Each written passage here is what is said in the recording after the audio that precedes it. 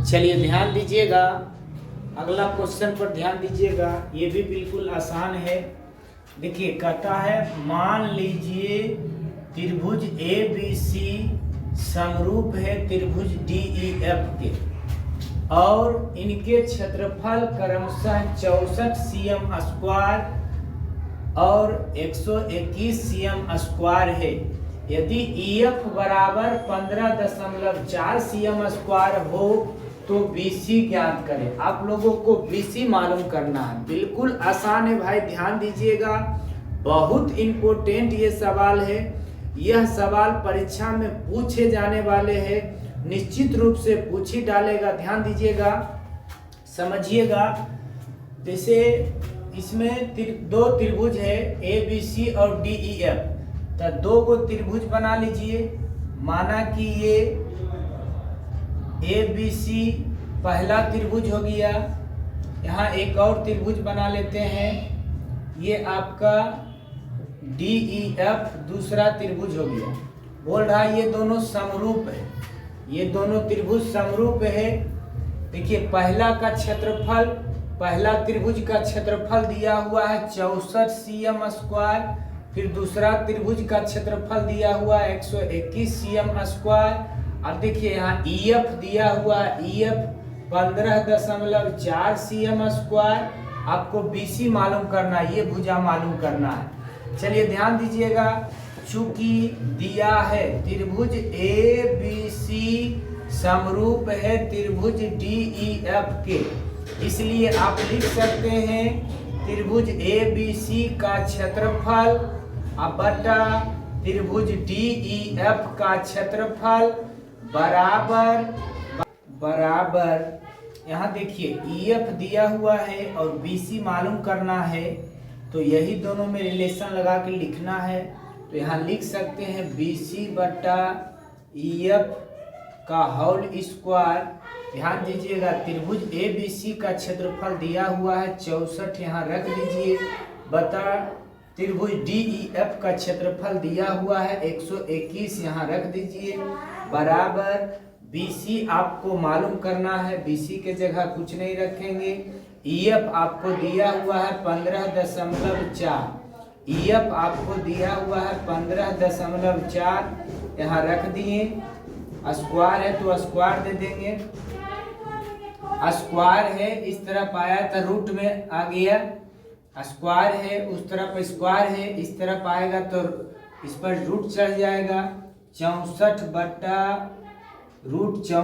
बट्टा 121 लिख देंगे, बराबर उधर बच गया BC बट्टा 15.4। चलिए आगे ध्यान दीजिएगा, आगे देखिए रूट का मतलब वर्गमूल, इसका वर्गमूल निकाल लेंगे। 64 का वर्गमूल 8 हो जाएगा, 121 का वर्गमूल 11 हो जाएगा, बराबर यहाँ देखिए BC बच गया, BC लिख दीजिए, बट्टा 15.4 यहाँ लिख दीजिए।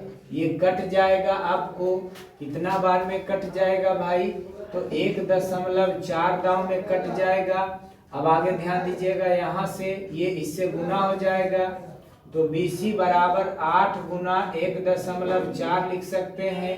तो यहाँ से हो जाएगा कि 11.2 cm में है, तो cm में आंसर आ जाएगा, यानी कि यहाँ से BC बराबर 11.2 cm आंसर हो गया।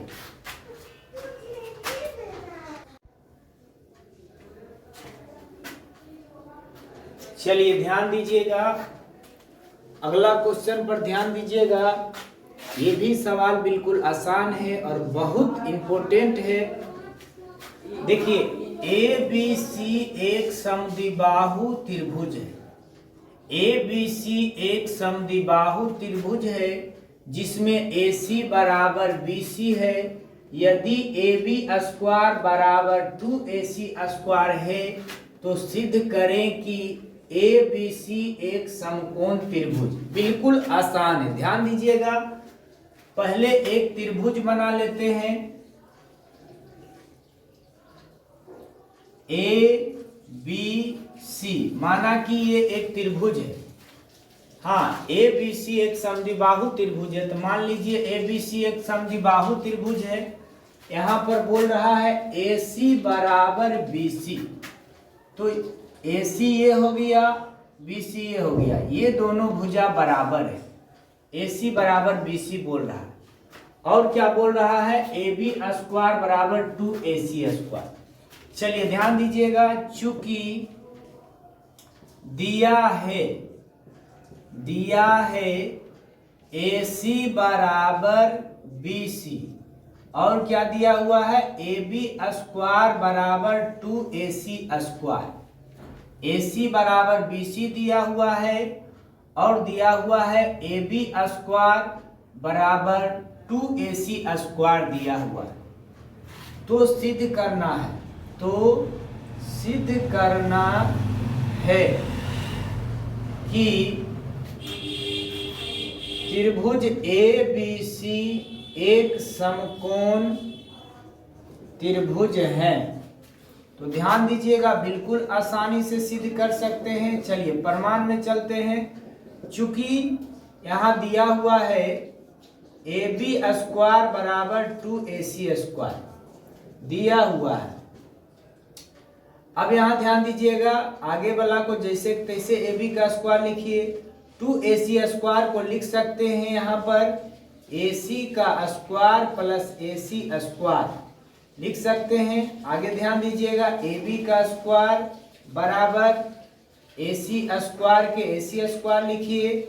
और यहाँ पर देखिए दिया हुआ है AC बराबर BC, तो AC के जगह आप लोग BC रख सकते हैं। चलिए यहाँ AC के जगह BC रखेंगे तो BC का स्क्वायर हो गया।